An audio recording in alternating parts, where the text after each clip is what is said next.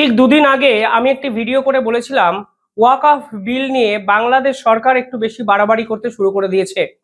বাংলাদেশ সরকারের আইনি উপদেষ্টা আসিফ নজরুল ওয়াকফ বিল নিয়ে সরাসরি ভারত সরকারকে আক্রমণ করেছেন এবং তিনি দাবি করেছেন এই ওয়াকফ বিল ভারতে যে সংখ্যালঘু সম্প্রদায় অর্থাৎ মুসলমানরা আছেন তাদের বিরুদ্ধাচরণ করার জন্য মোদী সরকার জেনে শুনে নিয়ে এসছে। প্রথম কথা, ওয়াকফ বিল দেশের একটি গণতান্ত্রিক একটি বিল। গণতান্ত্রিক বিল কেন বলছি, কারণ দেশের সংবিধান স্বীকৃত পার্লামেন্টে এই বিল পাশ করা হয়েছে। সেই বিল নিয়ে দেশের সুপ্রিম কোর্ট কথা বলবেন, দেশের বিরোধী দলগুলো কথা বলবেন, আলাপ আলোচনা হবে, এটাই স্বাভাবিক। কোনোভাবেই এই বিষয়টি বাংলাদেশের কিন্তু বিষয়বস্তু নয়। এই ওয়াকফ বিলকে কেন্দ্র করে আমরা বাংলার মুর্শিদাবাদে একাধিক ঘটনা দেখলাম যেখানে হিন্দুদের উপর নির্যাতনের ঘটনা উঠে এলো। কোথাও কোনো ঘটনায় মুসলমানদের আক্রমণ করা হয়েছে বা অত্যাচার করা হয়েছে এই রকম নিদর্শন কিন্তু আমাদের সামনে আসেনি। যেটা আমরা দেখলাম তা হলো মুর্শিদাবাদের যে হিন্দু ধর্মের মানুষ আছে সেই দুইজন মানুষের মধ্যে দুজন খুন হন এবং পুরো ঘটনায় বাংলাদেশের একটা যোগও কিন্তু পরবর্তীকালে উঠে আসে এবং বিএসএফ এর একটি রিপোর্টে পরিষ্কারভাবে উল্লেখ করা হয় বাংলাদেশের যে আনসারুল্লাহ বাংলা টিম আছে তারা এই ঘটনায় কোথাও না কোথাও ইনভলভ হয়ে যাচ্ছেন। কারণ মুর্শিদাবাদ এবং বাংলাদেশ সীমান্ত একটি নদী দ্বারা কিন্তু একে অপরকে বিচ্ছেদ করতে সাহায্য করেছে। আর এই নদীর ওপারেই আছে চাঁপাই নবাবগঞ্জ জেলা। এই চাঁপাই নবাবগঞ্জ জেলায় বাংলাদেশের জঙ্গিদের আতুরঘর হিসাবে চিহ্নিত। বিএসএফ এর এই রিপোর্টে পরিষ্কার বলা হয়েছে চাঁপাই নবাবগঞ্জ জেলা থেকে কেউ নদী পথ পেরিয়ে কোনো না কোনোভাবে মুর্শিদাবাদে ঢুকেছেন এবং ঢোকার চেষ্টা করেছেন এবং এই ধরনের হিংসাত্মক ঘটনা ঘটানোর জন্য দিনের পর দিন তারা অপেক্ষা করেছেন। এ বিষয়ে একটি বিস্তারিত রিপোর্ট আমি দুদিন আগেই বানিয়েছি। তবে আজকে কেন এই বিষয়টা নিয়ে আবার বলতে বসলাম, কারণ কালকে বাংলাদেশের প্রেস সচিব এই ওয়াকফ বিল নিয়ে মুর্শিদাবাদে যে ঘটনা ঘটেছে তা নিয়ে অত্যন্ত বিতর্কিত একটি মন্তব্য করেন। তিনি সরাসরি ভারত সরকারকে অভিযুক্ত করে বলেন ভারতের সংখ্যালঘুদের সুরক্ষা দিক ভারত সরকার।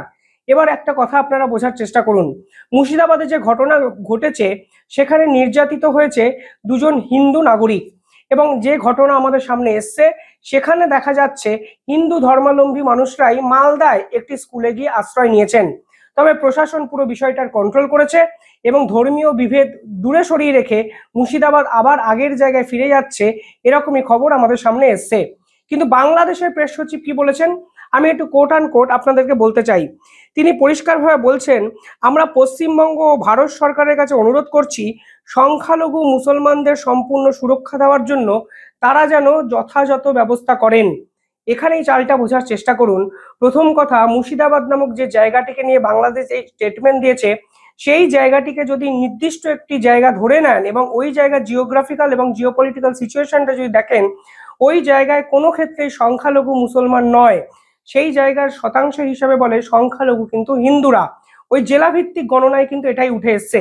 কিন্তু বাংলাদেশ সরকার এই পুরো বিষয়টায় বোঝানোর চেষ্টা করেছেন ভারতে মুসলমানরা সুরক্ষিত নন, ভারতের সংখ্যালঘুরা সুরক্ষিত নন এবং ভারত যেভাবে দিনের পর দিন বাংলাদেশের সংখ্যালঘু নির্যাতন নিয়ে আন্তর্জাতিক স্তরে পুরো বিষয়টাকে হাইলাইট করেছে এবং বাংলাদেশে যেভাবে দিনের পর দিন হিন্দুদের উপর অত্যাচার করা হচ্ছে, গভর্নমেন্ট স্পন্সার্ড অত্যাচারের বিরুদ্ধে ভারত যেভাবে প্রতিবাদ করেছে তার বিরুদ্ধাচরণ করতে গিয়ে তারা মুর্শিদাবাদের সংখ্যালঘু সম্প্রদায়ের কথা নিয়ে এসছেন, যা সম্পূর্ণভাবে ভুল একটি তথ্য। অর্থাৎ জিওপলিটিক্যাল সেন্স এর অভাব থাকলে এবং জিওগ্রাফিক্যাল কোনো বিষয়বস্তু সম্পর্কে ধারণা না থাকলে মুর্শিদাবাদের সংখ্যালঘুরা যে সুরক্ষিত নেই সেই ধরনের তারা একটি কমেন্ট করতে পারেন, তা কিন্তু কালকে বাংলাদেশের পক্ষ থেকে বুঝিয়ে দেওয়া হয়েছে। আমি আবার বলছি, যদি জেলাভিত্তিক ভাবেন তাহলে দেখবেন মুর্শিদাবাদে কোনো ক্ষেত্রেই সংখ্যালঘু নন মুসলমানরা, যা বাংলাদেশ কিন্তু পয়েন্ট আউট করার চেষ্টা করেছে। আর প্রথমত এই বিষয়টা নিয়ে বাংলাদেশ কথা বলার কে?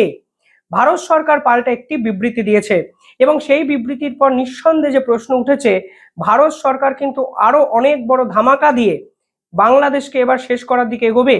কিছুদিন আগে ট্রান্সশিপমেন্ট চুক্তি বাতিল করেছিল ভারত শুধুমাত্র মোহাম্মদ ইউনূসের একটা ভুল কথা, একটা ভুল চাল, যার জন্য ট্রান্সশিপমেন্ট চুক্তিটি ভারত সরকার বাতিল করে দেয়, যার জন্য রাতারাতি বাংলাদেশ সরকার প্রায় দেউলিয়া হয়ে গেছে। 2000 কোটি টাকা লসের সামনে দাঁড়িয়ে আছে বাংলাদেশ সরকার। সে বিষয়ে একটি আলাদা ভিডিও আজকে আমি করব, তথ্য দেখবেন কি বলছে আর মোহাম্মদ ইউনূস সরকার দেখবেন কি বলছে। কিন্তু ভারতের পক্ষ থেকে কি স্টেটমেন্ট দেওয়া হলো, ভারতের স্টেটমেন্ট যা দেওয়া হয়েছে তা হয়েছে বাংলাদেশের এই মন্তব্য হলো ভারতের সঙ্গে সে দেশের সংখ্যালঘুদের উপর নির্যাতন ও হত্যার, যেখানে অপরাধীরা মুক্তভাবে ঘুরে বেড়াচ্ছে, তার তুলনা টানার প্রচ্ছন্ন এবং ছলনামূলক প্রচেষ্টা। অর্থাৎ ভারত কিন্তু বাংলাদেশের এই ষড়যন্ত্রমূলক খেলাটা ধরে ফেলেছে এবং ভারত সরকার পরিষ্কারভাবে বুঝে গেছে যেহেতু তাদের দেশে সংখ্যালঘুরা সেফ নয়, তার জন্য এই সংখ্যালঘু নির্যাতনের সঙ্গে মুর্শিদাবাদের ঘটনাটা মিলিয়ে দেওয়ার চেষ্টা করছে বাংলাদেশ সরকার। এবং পরিষ্কারভাবে তারা বলে দিয়েছেন কোনো ক্ষেত্রেই মুর্শিদাবাদের মতো জায়গায় সংখ্যালঘু কোনোদিনই মুসলমানরা হতে পারেন না। দেখুন, হিন্দু মুসলমান এই ধরনের কথাবার্তাগুলো বলছি বলে ভিডিও রিচ হয়তো একটু ডাউন হতে পারে, কিন্তু কোট আনকোট এই ধরনের টপিক এখন দুই দেশের ডিপ্লোম্যাসির টপিক হয়ে গেছে, তার জন্য আজকে এই ভিডিও বানাতে হচ্ছে।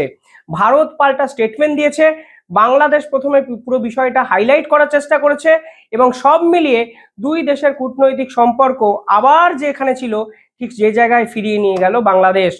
বিমস্টেক সম্মেলনে ভারত এবং বাংলাদেশ দুপক্ষই বলেছিল তারা এমন কোনো কথাবার্তা বলবে না যে কোনো ক্ষেত্রে সম্পর্ক খারাপ হবে না। কার্যত মোহাম্মদ ইউনূসের যে কথাবার্তাগুলো সামনে এসেছিল সেই কথার রিগ্রেট একটা ভার্সান বাংলাদেশের পক্ষ থেকে এসেছিল এবং বাংলাদেশ বুঝতে শুরু করেছিল তারা এই বাড়াবাড়ি করে হয়তো ভুল করে ফেলেছে। পরবর্তীকালে ট্রান্সশিপমেন্ট চুক্তি বাতিল করে ভারতবর্ষ, কিন্তু কোথায় কি, কুকুরের লেজ কোনোদিনই সোজা হয় না। হঠাৎ করে খেয়ে দিয়ে কাজ নেই, বাংলাদেশ সরকারের এই প্রেস সচিব এবং বাংলাদেশ সরকার এই ধরনের স্টেটমেন্ট দিতে শুরু করে দিলেন, যেখানে তারা দাবি করছেন বাংলায় মুর্শিদাবাদ নামক একটি জায়গায় যেখানে ঘটনা হয়েছে সেখানে সংখ্যালঘুরা সুরক্ষিত নয় এবং বাংলা সরকার এবং ভারতবর্ষের সরকার দুজনে মিলেই যেন সংখ্যালঘুদের সুরক্ষার জন্য ব্যবস্থা নেন। ওনাদের কে বলল বাংলাতে সংখ্যালঘুরা সুরক্ষিত নয়? বাংলাতে এমন একটি ঘটনা কি সম্প্রতি ঘটেছে যেখানে ওনাদের মনে হয়েছে বাংলাতে সংখ্যালঘু মুসলমানরা সুরক্ষিত নয়? একটা ঘটনাও কিন্তু তারা দেখাতে পারবেন না। ভারতবর্ষের নিরিখে যদি আপনারা দেখেন তাহলে দেখবেন স্বাধীনতার পরে সংখ্যালঘুর যে শতাংশের সংখ্যা তা কিন্তু প্রতিনিয়ত বাড়তে শুরু করেছে। কিন্তু বাংলাদেশের অবস্থাটা কি? বাংলাদেশের 1971 সালে যতজন হিন্দু নাগরিক বাংলাদেশে ছিলেন সেই সংখ্যালঘুর হিসেব এবং আজকের দিনে 2025 সালের সংখ্যালঘুর সংখ্যা যদি আপনারা মেলান তাহলে দেখবেন সংখ্যালঘুর সংখ্যা প্রতিনিয়ত কমতে কিন্তু শুরু করেছে। অর্থাৎ ভারতে যে সংখ্যাটা সবসময় বাড়তে শুরু করেছে, বাংলাদেশে কিন্তু সেই সংখ্যাটা প্রতিনিয়ত কমছে। আর বাংলাদেশ সরকার যেভাবে সংখ্যালঘুদের উপর সরকারিভাবে অত্যাচার করছে, সেনাবাহিনী নামিয়ে নির্যাতন করছে, রয়ের দালাল বলে দিয়েছে, সংখ্যালঘু একাধিক সংগঠন, ইসকনের মতো সংগঠনকে তারা আক্রমণ করেছে, চিন্ময় মহাপ্রভুকে বিনা বিচারে দিনের পর দিন যিনি জেলখানায় ধরে রেখেছেন, সেই সরকার ভারতের সংখ্যালঘু নিয়ে কথাবার্তা বলার সাহস দেখাচ্ছেন, যা ভাবলেই হাস্যকর লাগছে। সাহস বলবো না ভারত সরকারের মতো অনধিকার চর্চা বলবো, নাকি ভারত সরকার যেভাবে বলেছেন নিজের চরকায় তেল দিন, আগে নিজেদের দেশের সংখ্যালঘু নিয়ে ভাবুন, পরবর্তীকালে ভারতের এই ধরনের সংখ্যালঘুদের সমস্যা নিয়ে আপনারা কথা বলতে পারবেন। আর ওয়াকআপ বিল তো বাংলাদেশের কোনো সাবজেক্ট নয়। কিছুদিন আগে আমরা দেখছিলাম প্যালেস্তাইন নিয়ে আন্দোলন করতে শুরু করেছে বাংলাদেশিরা। দেখুন, পৃথিবীর সব দেশকে নিয়ে সবাই আন্দোলন করতেই পারে, কিন্তু সমস্যা হলো এই আন্দোলনের ফলে একটা দেশের ডিপ্লোম্যাটিক সম্পর্ক কতটা খারাপ হতে পারে তা কি বাংলাদেশ সরকার আদৌ জানে? কিছুদিন আগে বাংলাদেশ সরকার পাসপোর্টে লিখে দিল ইসরায়েলে গেলে আপনাকে জেলে যেতে হবে। অর্থাৎ কূটনৈতিক জ্ঞান যদি না থাকে তাহলে এই ধরনের পদক্ষেপ সরকারি মহল থেকে আসতে পারে, তা আমি আগেই বলেছিলাম। কিন্তু হঠাৎ করে খেয়ে দিয়ে কাজ নেই, আপনারা ভারতের সংখ্যালঘু নিয়ে স্টেটমেন্ট দিতে শুরু করে দিলেন এবং বাংলাদেশের মিডিয়া প্রচার করতে শুরু করে দিল তার পাল্টা ভারত দিতে পারে। আমি আগেই বলেছিলাম ভারত কিন্তু অ্যাজ এক্সপেক্টেড এই ধরনের পাল্টা দিল, কিন্তু এখানে কিন্তু একটা সম্ভাবনা উঠে আসে। ভারত সরকারের পক্ষ থেকে কালকে বিদেশ মন্ত্রী ডক্টর জয়শঙ্কর সেভেন সিস্টার্স নিয়ে যেরকম প্রকল্প বা প্রজেক্টের কথা ঘোষণা করে দিয়েছে, আমার কিন্তু দৃঢ় বিশ্বাস ট্রান্সশিপমেন্ট চুক্তির পরে আরো বড় কোনো ধামাকা ভারতের পক্ষ থেকে বাংলাদেশের জন্য আসছে। কারণ বাংলাদেশ এরপরও শুধরাচ্ছে না, কুকুরের লেজ সোজা হচ্ছে না। আমার দৃঢ় বিশ্বাস অন্তত ব্যবসা বাণিজ্য বন্ধ করার দিকে আস্তে আস্তে আস্তে আস্তে ভারত সরকার যাচ্ছে এবং তড়িঘড়ি এই ধরনের কোনো সিদ্ধান্ত যদি আসে আমি চমকাবো অন্তত নয়। কারণ বাংলাদেশকে বোঝানোর সময় হয়তো এসে গেছে, ইটস টু লেট, বাট কিছুই হয়তো লেট নয়, করলেই করা যায়। কিন্তু এই মুখ যদি বন্ধ না হয় তাহলে ভারত সরকারও যে চুপ করে থাকবে না তা ভারতের পাল্টা বিবৃতিই কিন্তু বোঝা গেল। ঘন্টা ছয়েকের মধ্যে এই ধরনের বিবৃতি বাংলাদেশ সরকার কিভাবে নেবে সেটা তাদের ব্যাপার, এই বিষয়ে আরো অনেক আপডেট আসবে, আমি আপডেটেড ভিডিও